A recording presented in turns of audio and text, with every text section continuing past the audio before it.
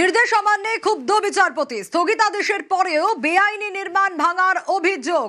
ভাটপাড়ার পুর প্রশাসক ও ওসির ভূমিকায় ক্ষুব্ধ আদালত। আরো একবার জানাবো, নির্দেশ অমান্যে বিচারপতি ক্ষুব্ধ। স্থগিতাদেশের পরেও বেআইনি নির্মাণ ভাঙার অভিযোগ। ভাটপাড়ার পুর প্রশাসক ও ওসির ভূমিকায় ক্ষুব্ধ আদালত।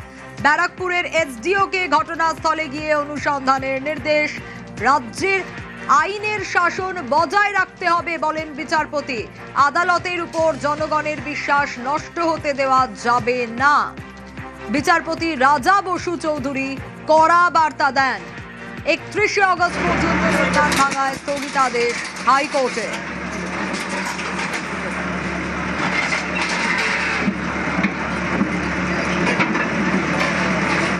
আরো একবার জানাবো, নির্দেশ অমান্যে ক্ষুব্ধ বিচারপতি।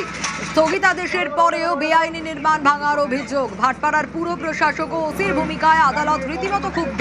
ব্যারাকপুরের এসডিওকে ঘটনাস্থলে গিয়ে অনুসন্ধানের নির্দেশ দেওয়া হয়েছে বিচারপতির তরফ থেকে।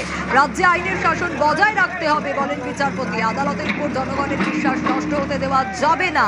বিচারপতি রাজা বসু চৌধুরীর কড়া বার্তা। 31 আগস্ট পর্যন্ত নির্মাণ ভাঙায় স্থগিতাদেশ হাইকোর্টে।